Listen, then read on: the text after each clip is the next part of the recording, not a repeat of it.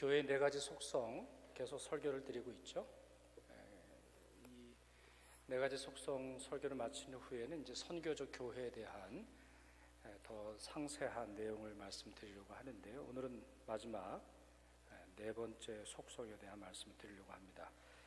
사도적 교회가 되자, 이제 그 내용이죠.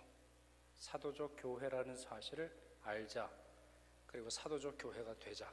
이것이 오늘 설교의 요지가 되겠습니다.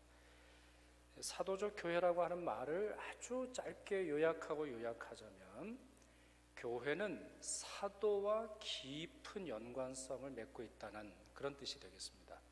교회는 사도와 아주 긴밀한 또 아주 깊은 폭넓은 연관성을 맺고 있다, 이 말인데요. 그 중에서도 신약 성경의 내용을 통해서 또 성경 전체의 내용을 통해서 두 가지를 오늘 강조를 하고 싶습니다. 첫째는 교회가 사도의 계승자다.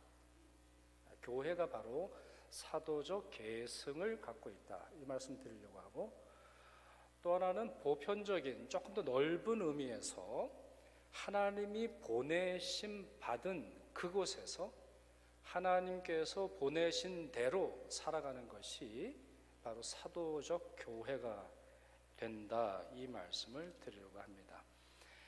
먼저는 사도적 계승에 대한 말씀 드릴게요. 오늘 에베소서 말씀을 읽었죠. 에베소서 2장 말씀을 읽었는데, 에베소서 2장에서 사도 바울은 에베소 교회 교인들을 향해서 여러분들 교인 중에는 이방인도 있고 여러분들 교회에는 유대인도 있습니다.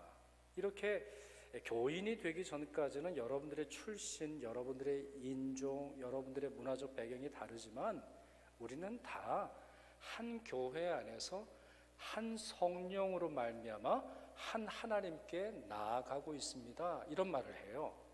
그리고 나서는 그와 같은 기초가 무엇인지를 설명하는데, 그게 바로 에베소서 2장 20절 말씀이에요. 너희는 사도들과 선지자들의 터 위에 세우심을 입은 자라. 그리스도 예수께서 친히 모퉁이 돌이 되셨다, 이렇게 설명을 하고 있습니다. 사도들, 선지자들, 이 사람들은 어떤 사람들입니까? 구약, 신약을 통틀어서 사도가 신약, 선지자가 구약, 이렇게 구분할 수도 있겠습니다만, 신약 시대에도 선지자가 있었던 것으로 봐서는 그렇게 평가하기는, 그렇게 설명하기는 좀 충분하지가 않죠. 이것은 이 두 사람들은 하나님의 계시를 전달해 준 사람입니다. 하나님의 계시를, 하나님의 말씀을, 하나님께서 우리에게 구원 얻는 도를 말씀하셨는데 이들이 우리에게 전해줬어요. 사도들과 선지자들이 우리에게 하나님의 말씀을 전해주었죠. 그러면 이들 외에도 하나님의 성경적 계시, 우리를 구원 얻게 하는 계시를 받은 사람이 있어요? 없어요. 에베소서 3장에 분명히 이렇게 말씀하고 있습니다. 이제 그의 거룩한 사도들과 선지자들에게 성령으로 나타내신 것 같이 다른 세대에서는 사람의 아들들에게 알리지 아니하셨다, 이렇게 분명하게 말씀을 하고 있습니다. 즉 간단히 말씀드리면 사도들과 선지자들 외에 성령으로 말미암아 온전한 하나님의 계시를 받은 사람은 없어요. 여러분 주위에 누가 꿈을 꿨다, 누가 환상을 봤다, 뭘 했다 할지라도 사도들과 선지자들이 받은 성령의 역사하고 비교할 바가 아니에요. 그와 같은 영감, 그와 같은 신비적 경험이 있다 할지라도 하나님께서는 오직 이들에게만 구원 얻는 도를 우리에게 주셨음을 분명하게 선포하고 계시죠. 이들 중에서 사도들은 또 독특한 지위, 독특한 역할을 맡습니다. 무엇일까요? 사도들. 왜 선지자들이라고 성경의 저자들이라고만 표현하지 않고 사도들과 선지자들이라고 표현했을까요? 이들이 예수의 증인이 되기 때문입니다. 이들은 다른 선지자와 유사한 활동, 유사한 경험을 합니다. 매우 고유한 경험을 합니다. 예수님께서는 이들을 선택하셨습니다. 12명을 직접 선택하셔서 예수님과 함께 생활하도록 하셨죠. 그리스도의 말씀을 생생히 듣도록 하셨어요. 이들에게만 비유를 설명해 주신 본문도 나오죠. 또한 이들은 예수 그리스도의 십자가 죽으심과 예수 그리스도의 부활하심이 온전하게 드러났어요. 이들은 무엇보다도 예수의 증인으로 부름받았습니다. 그리고 이들 12사도 중에서 유다가 빠지고 마띠아가 이후에 그 자리를 대신하게 되고요. 이 첫 번째 12명의 사도들과는 조금 다른 방식이긴 해도 13번째 사도인 사울을 선택하셔서 바울로 만드시는 것을 볼 수가 있습니다. 만약 후대의 사람들이, 정확하게 말씀드리면 사도 바울 이후 후대의 사람들이 예수 그리스도를 알고자 한다면, 예수 그리스도를 믿고자 한다면, 예수 그리스도께 나아가고자 한다면 사도의 증언을 들어야 합니다. 다른 길은 없습니다. 다른 방법 없습니다. 사도들의 증언, 사도들의 메시지, 사도들이 전한 예수 그리스도의 십자가와 그 죽음의 의미, 그 역사적인 사실을 받아들이지 않고는 구원 얻을 수 없습니다. 고린도전서 15장에서 그와 같은 내용을 말씀을 드릴 수 있어요. 자, 거기에 사도 바울이 부활에 대해서 설명하는 내용 중에서 보면 그가 이렇게 말을 해요. 내가 받은 것을 먼저 너희에게 전하였노니 이는 성경대로 그리스도께서 우리 죄를 위하여 죽으시고 장사 지낸 바 되셨다가 성경대로 사흘 만에 다시 살아나사 게바에게 보이시고 후에 12 제자에게와 맨 나중에 만삭되지 못하여 난 자 같은 내게도 보이셨느니라. 이렇게 사도 바울이 설명을 합니다. 자, 앞에 있는 내용부터 보세요. 내가 어떤 것을 너희에게 무엇하였다? 말씀이 뭐라고 되어 있어요? 내가 해석한 것을, 내가 경험한 것을, 내가 추측한 것을, 내가 믿는 것을 아니에요. 내가 무엇이라고 되어 있어요? 받은 것을 너희에게 전하노라 했어요. 지금 이제 이 내용은 복음 중에 복음의 내용이에요. 복음의 총화, 복음이라고 말할 때는 그 내용이 사실 넓습니다만 무엇보다 예수에 대한 증언, 예수가 전한 말씀, 예수가 하나님의 아들이라고 하는 사실, 예수가 우리의 구원자라고 하는 사실, 이것은 받아서 전하는 거예요. 네, 여기에는 해석이 따를 수 있어요. 여기에는 경험이 따르기도 합니다. 그런데 그게 본질이 아니에요. 해석이라 할지라도 그 전한, 누군가 받아서 나에게 전한 그 말씀을 믿기 위한 해석이지, 그것을 반대하거나 그것을 부정하려고 할 때 그것은 결코 복음이 되지 못해요. 복음은 전해진 대로 받는 것이고 받는 대로 전하는 거예요. 여기에 플러스 알파, 마이너스 알파가 있지 않는 것을 볼 수가 있어요. 그리고 이 사실을 강조하기 위해서 사도 바울은 성경대로 그리스도께서 우리 죄를 위해 죽으셨다, 그리고 성경대로 사흘 만에 다시 살아나셨다, 이렇게 말해요. 그러니 이것은 구약 성경으로부터 예언된, 선지자들로부터 예언된 사실이 성취된 것을 자기는 설명할 뿐이다라는 것이죠. 그리고 나서 이제 설명을 하죠. 게바에게 보이셨다, 12 제자, 그리고는 맨 나중에 만삭되지 못하여 난 자 나에게도 보이셨다, 이렇게 말해요. 근데 자기 자신은 어떻게 표현합니까? 뭐라고 되어 있어요? 맨 나중에. 그러니까 이건 이제 순서를 말하는 것이기도 해요. 게바가 처음으로 예수 그리스도의 부활을 본 사람은 아니죠. 이것도 이제 나름 의미가 있습니다만, 마리아가 제일 먼저 봤죠. 예수님의 부활자면은 마리아예요. 근데 이렇게 순서를 정한 것도 나름 이제 의미가 있는 건데, 게바 12 제자, 그리고 500명, 그리고 모든 사도, 맨 마지막 나. 여기서 맨 마지막은 순서로 맨 마지막, 그리고 최종적으로 맨 마지막, 이 두 가지 의미를 가지고 있는 거예요. 그러니까 부활하신 예수 그리스도를 직접 만난 사람은 여기까지예요. 여기까지예요. 그렇기에 실제로 예수 그리스도를 만난 그 사람들의 말을 믿지 않고는 결코 예수를 만날 수 없습니다. 이것은 이미 예수님께서 제자들을 파송하실 때 하신 말씀을 통해서 확인할 수 있어요. 사도들의 증언을 믿지 않을 때 그리스도인이 될 수 없다라고 하는 이것은 누가복음에도 확실히 나옵니다.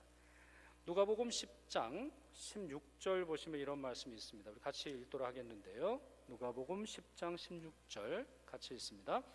너희 말을 듣는 자는 곧 내 말을 듣는 것이요 너희를 저버리는 자는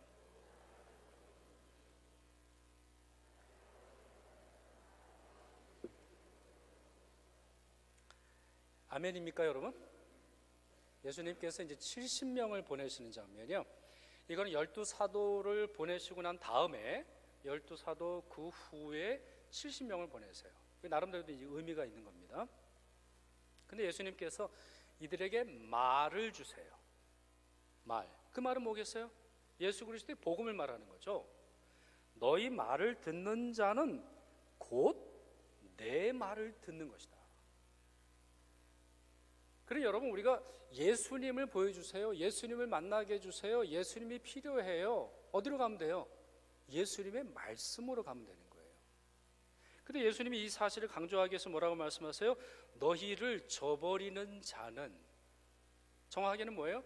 너희가 전하는 말을 저버리는 자는 너희를 저버리는 것이 아니라 곧 나를 저버리는 것이다 라는 말씀을 하고 계세요. 자, 그렇다면 다시 말씀드려서 70명의 제자에게도 그 말의 위엄, 말의 권세를 이렇게까지 주셨다면 12사도들에게 주신 말씀의 권위는 더 대단한 거죠. 더 대단한 거예요. 사도가 전한 이 증언, 사도가 전파한 이 예수 그리스도의 복음, 사도가 순교하기까지 지키려고 했던 이 예수 그리스도의 십자가와 부활, 이것을 전해 받은 곳이 교회라고 하는 점에서 교회는 사도적 교회가 되는 것입니다. 달리 표현해서 교회가 사도의 계승자가 됩니다. 교회 모든 교인들이 사도의 후계자가 돼요. 교회 신학 중에 왜곡되고 잘못 적용되는 많은 신학 중에 하나가 이 말이 아닐까 싶어요. 사도의 계승자, 사도의 후계자. 가톨릭에서는 사도의 계승을 누가 하고 있다고 가르칩니까? 사도의 계승, 교황이 하고 있다는 거죠. 교황이, 일대 교황이 베드로인데 베드로의 그 다음 후계자가 차기 교황이 되고 그 흐름이 계속되어서 지금까지 교황이 이 사도의 수위권, 그러니까 모든 사도들 중에 수프림이 되는 그와 같은 독특한 권한을 지니고 있다, 이렇게 설명을 해요. 그리고 어떤 개신교 목사님들, 또 어떤 개신교 성도님들도 유사하게 주장을 해요. 목사가 사도의 계승자다.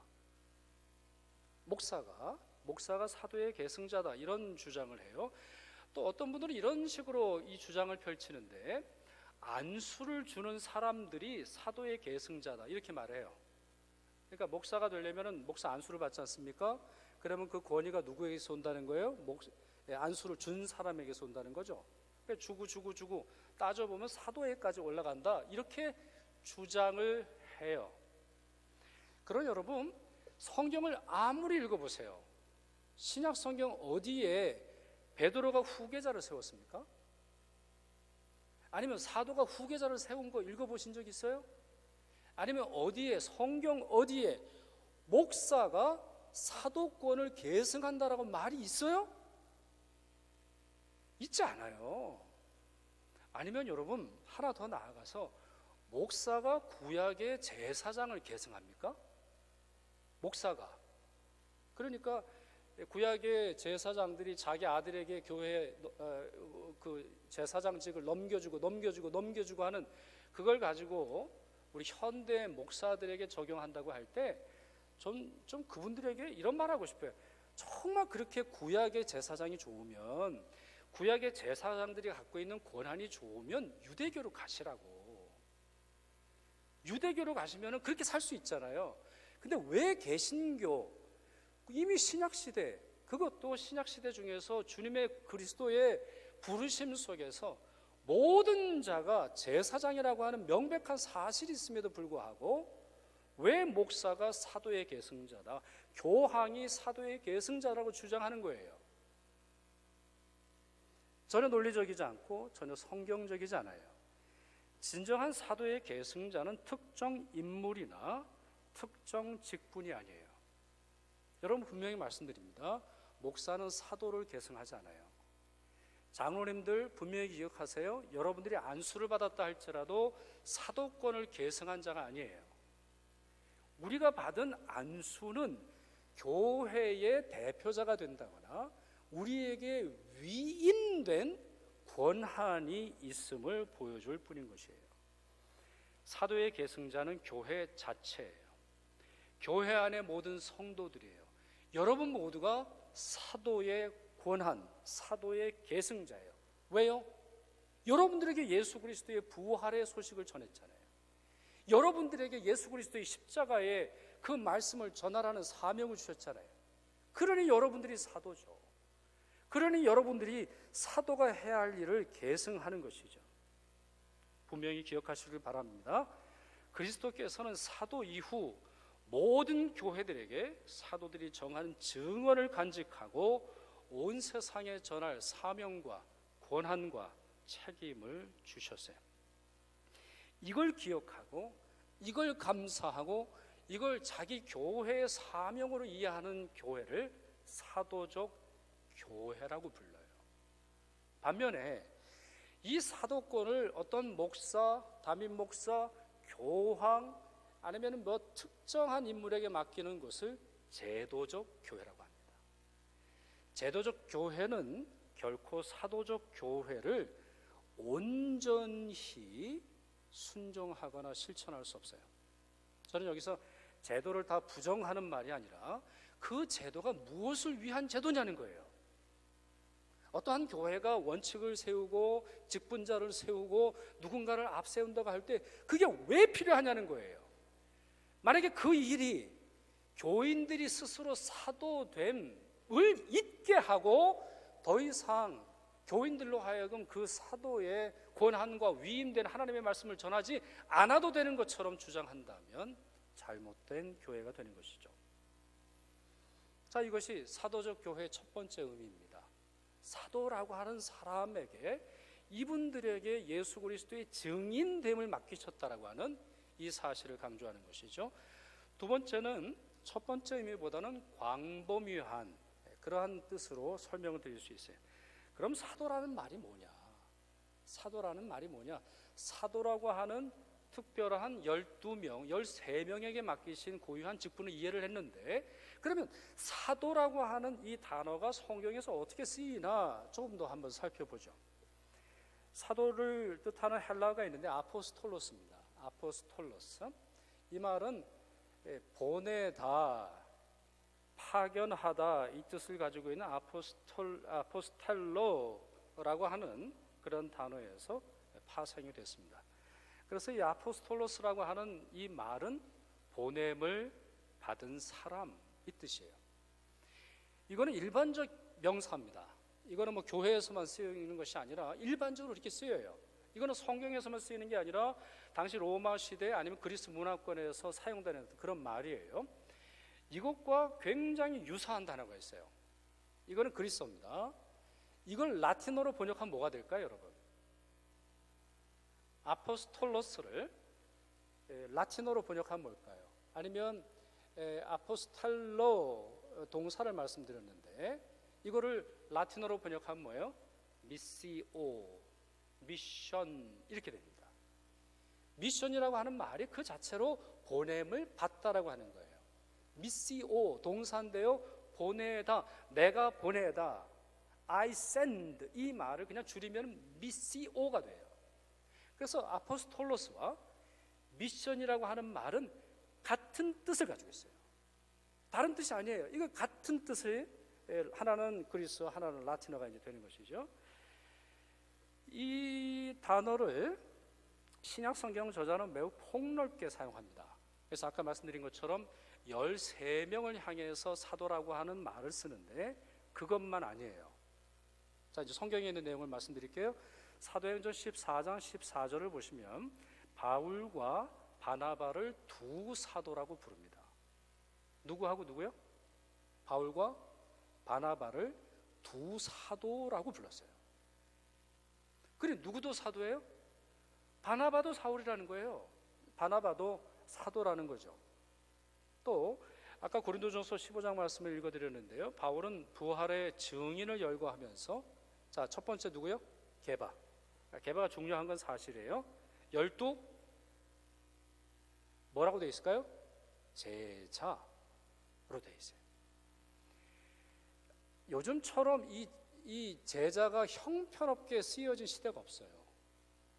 초대교회 성도들은 자기 자신이 예수의 제자라고 하는 사실에 가슴이 떨렸어요.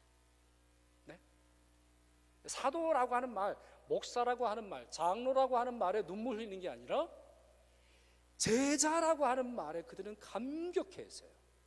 12 제자, 500여 형제, 그리고 모든 사도라고 표현합니다. 여기서의 사도는 누구예요? 여기서 사도는 누구예요? 우리가 이 본문만으로 이해하기는 쉽지는 않습니다만 12 사도가 아니라는 걸 확인할 수 있어요. 우리가 흔히 부르는 12 사도가 아닌 또 다른 사람을 향해서 사도라고 부르는 것을 볼 수 있다는 거죠. 게다가 히브리서 3장 1절을 보시면 예수님을 향해서 우리의 믿는 도리의 사도라고 부릅니다. 누가 사도예요? 예수님이 사도예요.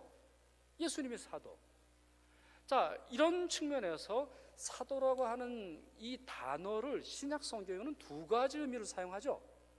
12명 혹은 13명이라고 하는 특정한 그룹을 향해서도 사도라고 부르고, 보다 넓게 예수 그리스도를 포함해서 하나님의 구원의 전령자, 하나님으로부터 보냄받은 사람, 아니면 교회가 보낸 사람, 여기서 바울과 바나바는 선교사로 파송을 받은 사람들인데 그 선교사까지 사도라고 부른단 말이에요. 그러니 사도는 매우 폭넓게 사용되고 있고, 이 사람들은 모두 다 보냄받았다라고 하는 사실, 교회로부터, 주님으로부터, 하나님으로부터, 성령으로부터 보냄받았다라고 하는 어떤 뭐랄까요, 공식성, 어떤 라이센스, 영적인 라이센스, 이렇게 부를 수도 있을 것 같습니다. 그럼 여러분 이해하세요. 어느 특정 인물이 아니죠. 특정 인물이 아니에요. 성경을 아무리 읽어봐도 사도라고 하는 말을 특정 인물에게만 사용하지 않아요. 다시 말씀드립니다. 목사에게만 사용하지 않아요. 장로에게만 사용하지 않아요. 어떠한 특별한 사람들에게만, 기적을 일으키는 사람들에게만 이 단어를 사용하고 있지 않아요. 로잔 무브먼트, 자꾸 설명을 드리죠. 우리 지난주에도 그 로잔 언약에 나오는 내용으로 여러분 말씀을 드렸는데, 로잔 무브먼트의 신학위원장으로 크리스토퍼 라이트라고 하는 분이 오랫동안 섬겼습니다.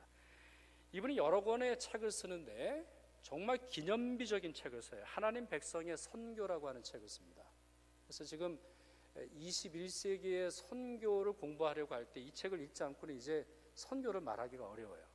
여러분들이 우리 선교라고 하는 것을 궁금해하면 이 책을 꼭 읽으셔야 되는데, 이 책의 1장을 보면 선교의 기본적 의미를 설명합니다. 뭐 그렇죠. 하나님의 백성의 선교니까 하나님의 백성의 선교.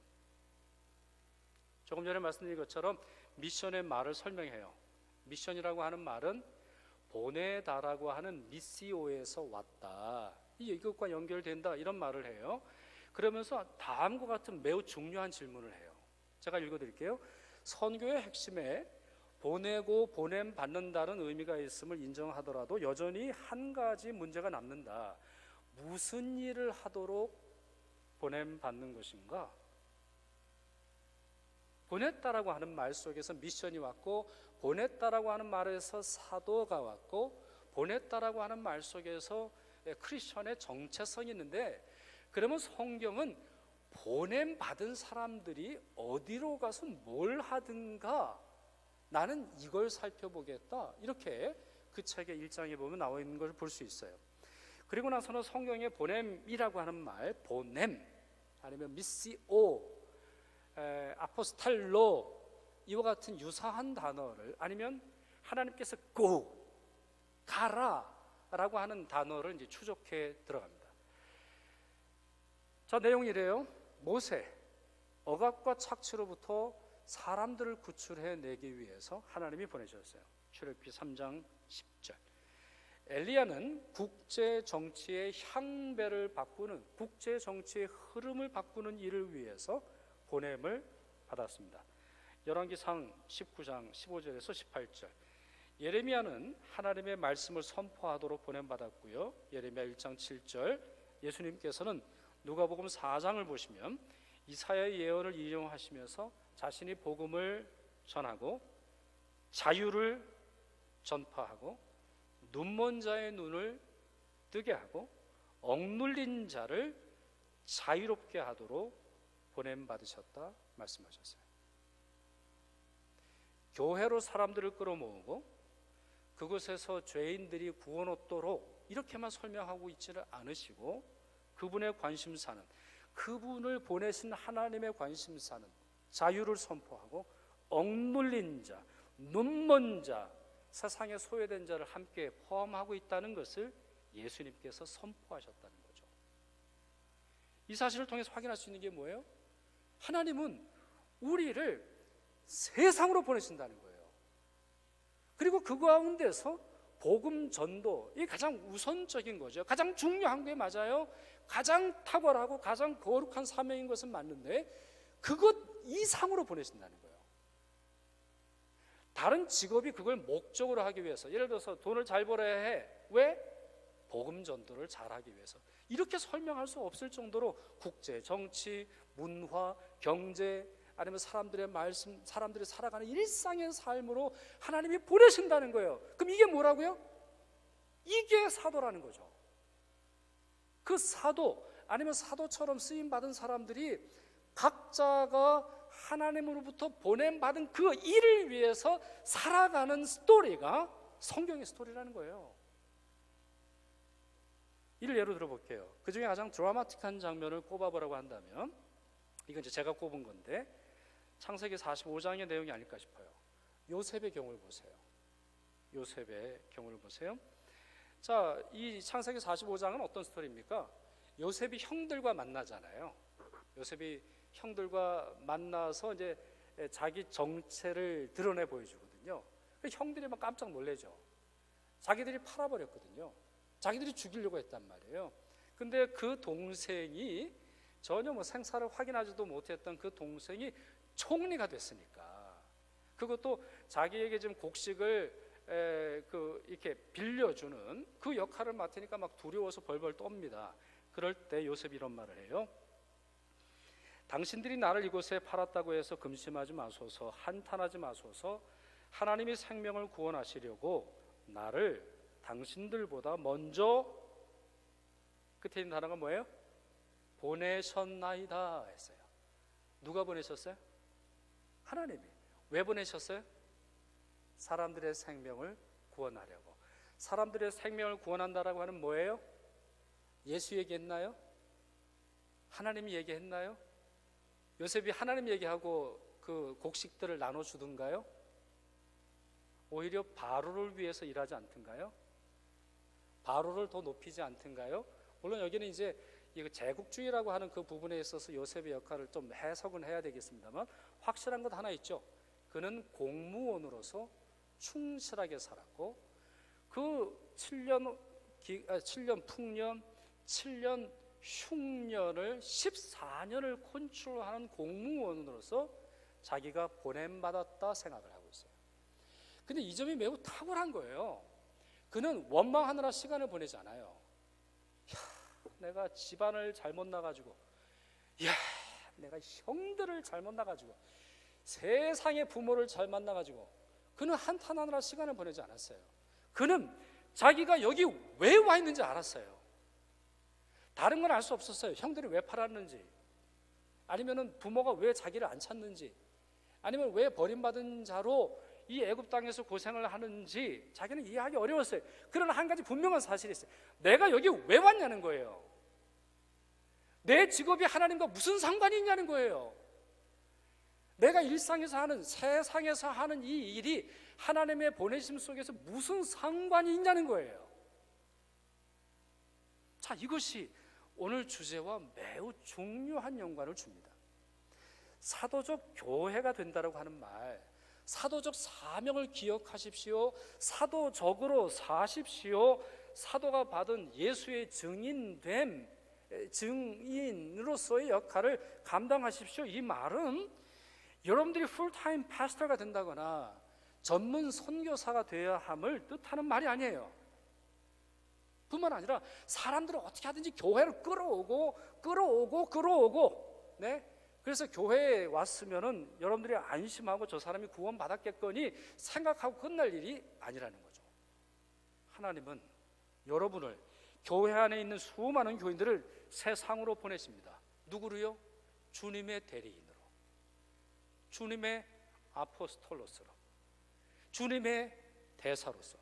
주님께서 얼마나 탁월한 하나님이신지, 그분의 십자가와 그 부활뿐만 아니라 그분을 믿는 사람들의 삶이 얼마나 아름다운 것인지 보이기 위해서 하나님은 여러분들을 세상으로 보내십니다. 때로는 가기 싫은 곳으로도 가셔야 할 거예요. 때로는 예상하지 못하는 곳으로 가셔야 할 거예요. 때로는 여러분들이 전혀 들어보지 못한 사람들을 만나셔야 될 거예요. 그러나 하나님이 보내셨으면 보내신 곳에서 보내신 대로, 여러분에게 맡기신 대로 살아가야 되는 거예요. 그 가운데 전도가 있는 거고, 그 가운데 비즈니스가 있는 거고, 그 가운데 병원이 있는 거고, 약국이 있고, 학교가 있고, 공장이 있고, 정치가 있는 거고, 스포츠가 있고, 오락이 있고, 예술이 있고, 발런티어십이 있는 거예요. 그 가운데서 여러분들이 사도적으로 살아갈 때 그것은 확실하게 변화될 거예요. 사도로 말미암아 세상을 바꾸셨던 주님의 목표가 이루어질 것입니다. 그리고 그것에서 바로 여러분들로 말미암아 세상 사람들은 그리스도를 발견하고 그리스도께로 돌아올 것입니다. 말씀을 좀 정리하죠. 여러분, 오늘 선교적 교회의 뜻을 말씀을 드렸어요. 이 사실 잊지 마세요. 이걸 모르고는 선교를 알 수 없어요. 선교적 교회의 뜻을 모르고는 선교를 말할 수 없어요. 이걸 모르니까 선교 프로그램, 전도 프로그램이 전부인 줄 알아요. 아니에요. 주님은 여러분의 삶을 요구하세요. 주님은 우리 각자의 삶을 요구하시지 전도 프로그램을 요구하시는 게 아니에요.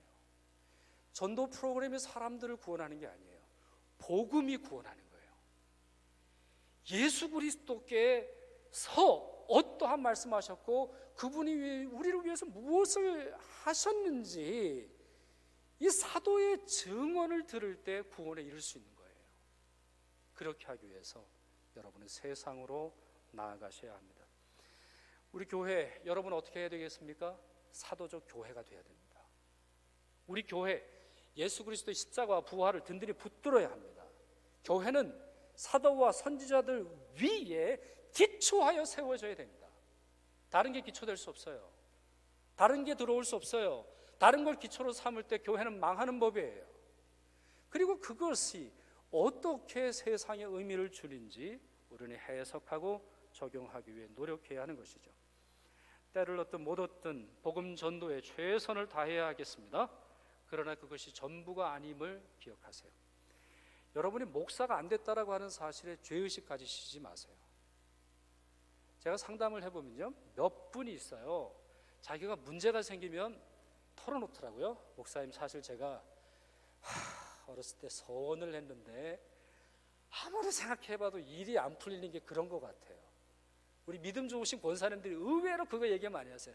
목사님, 제가 사실 막내 아들은 목사가 되도록 서원하는데 걔가 일이 안 풀리는 거 봐서는 하나님이 그거 자꾸 찾으시는 것 같아요. 걱정하지 마세요. 걱정하지 마세요. 주님은 사도로 우리 모든 자녀를 쓰실 줄 믿습니다. 중요한 건 사도를 각성하는 거예요. 여러분 오타와 왜 오셨어요? 여러분 왜 그 직업을 가지셨어요? 여러분 여기서 뭐 하시는 거예요? 이 천혜의 시골에서, 제가 토론토 갔다 왔더니 자꾸 오타와를 시골이라 그래가지고 제가 한번 설교를 한번 하려고 그래요. 오타와가 캐나다의 캐피럴 시티라는 걸 제가 한번 설교를 해서 돌릴까 싶은데 너무 무시하더라고요. 춥기는 하는 것 같아요. 왜 이렇게 올해는 또 눈이 많이 와? 왜 이렇게 주일만 되면 추운 거예요? 왜 이런 거예요? 왜 오셨어요, 여러분들? 더 중요한 점, 여러분 여기서 뭐 하시는 거예요? 여러분 각성하셔야 돼요. 사도는 주님의 부르심을 들을 때 사도가 되는 거예요. 나를 왜 부르셨는지, 나를 왜 거기로 보내셨는지, 나에게 왜 그런 일을 맡기셨는지 여러분들이 듣고 그 주님으로 말씀하면 눈이 그냥 확 떠질 때 여러분들은 사도로 살아가기 시작하는 거예요. 그게 없으니까 힘이 없이 살아가는 거죠. 그게 없으니까 자꾸 다른 곳을 보는 거예요. 그게 없으니까 이 본질적인 주님의 부르심을 보지 못하니까 자꾸 사람들의 부름, 사람들의 말에 여러분들이 이끌리게 되는 것이죠. 월급? 그게 뭐가 중요해요? 사회적 지위? 그게 뭐가 중요해요? 리타이어? 그걸 언제 했는지 그게 뭐가 중요해요? 연금? 그게 뭐가 중요해요? 주님의 부르심이 가장 중요한 줄 믿으시길 바랍니다. 사도로 사세요. 그러시려면 여러분을 부르신 사도됨을 깨달으세요. 기도하겠습니다.